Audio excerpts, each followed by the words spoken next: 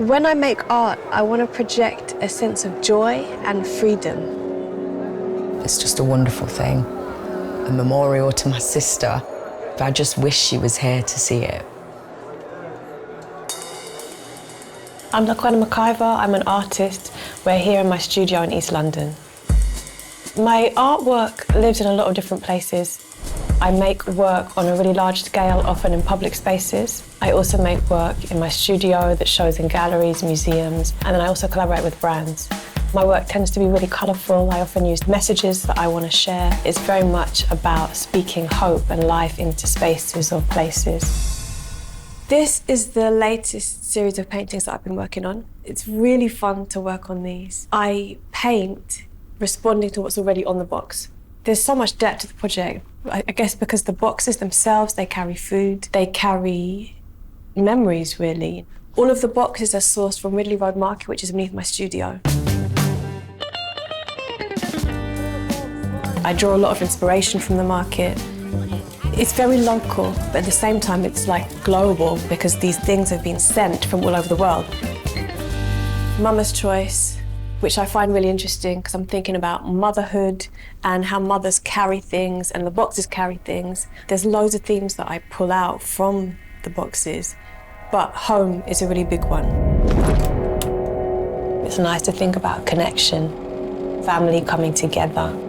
I think about braiding my daughter's hair, braiding my sister's hair. It's very intimate. I like things that are tactile. The beads, as much as they're simple, they embody all of these ideas like memory, nostalgia, play, childhood. So I love that interplay between something that's very accessible but also can be really precious. A bead is, a very small thing. It's a bit like a pixel in a way in terms of how images are created. How about I make an artwork that's made completely out of beads?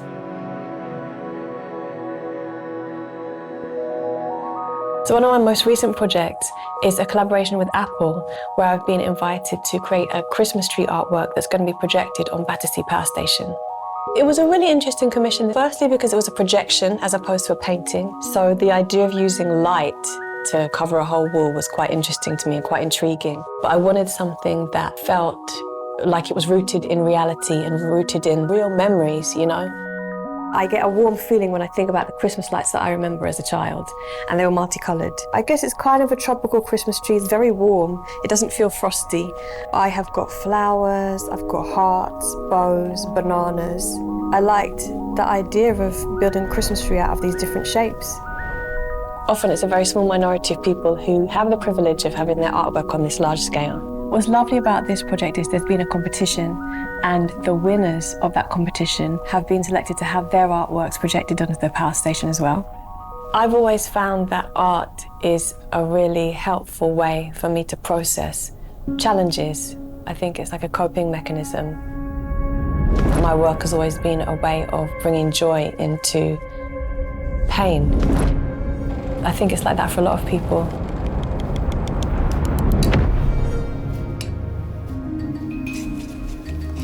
It's freeing.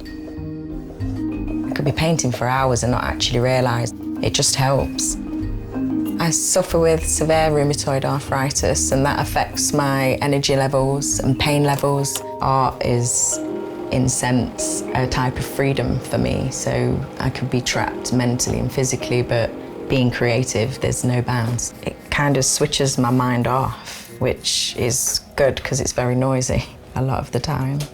Like now, my hands are starting to feel a bit seized up, so it would make me want to say stop and maybe come back to it later. But as me and my sister used to always say, there's no rules in art, so you could just say it's finished. My sister was so cool, really cool. We kind of liked all the same things. In fact, she used to say she listens to 90s rap because that's all she heard coming out of my bedroom when I was at home on weekends. First they thought it was a cyst on the brain, but then a month later after MRIs, it turned out it was a brain tumour. She passed away on Boxing Day of 2023, so she said she was going to be here for Christmas, and she was. In the first year, I kind of felt like everything was just moving so fast and that everybody's just going on ahead, but that's what life does, it carries on. My sister told me to do more things and enter more competitions because she loved my art. She always asked me to draw things for her. The first approach I did to my Christmas tree was like a traditional tree, so I was trying to just draw branches and maybe put baubles on and stuff, but then I was bored doing it. It wasn't giving me anything. And then it just came to me, like the geometric shape, because they're individual pieces, it looks shattered, but it's all still together.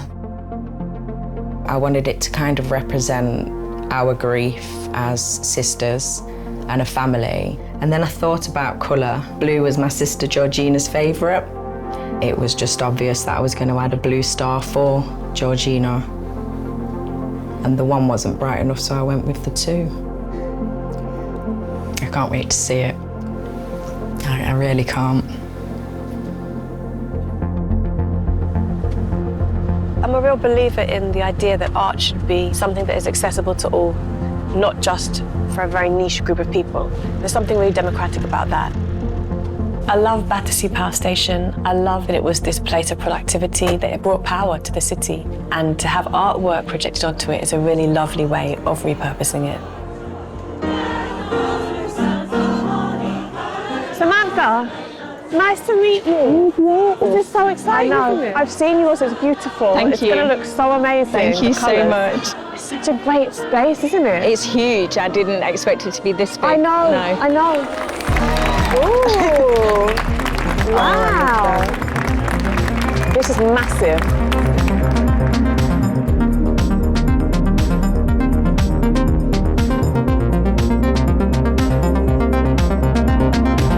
Oh, there you are. Oh, wow. Beautiful. What do you think your sister would say if she could see this? I think she'd definitely push me and tell me, I told you so.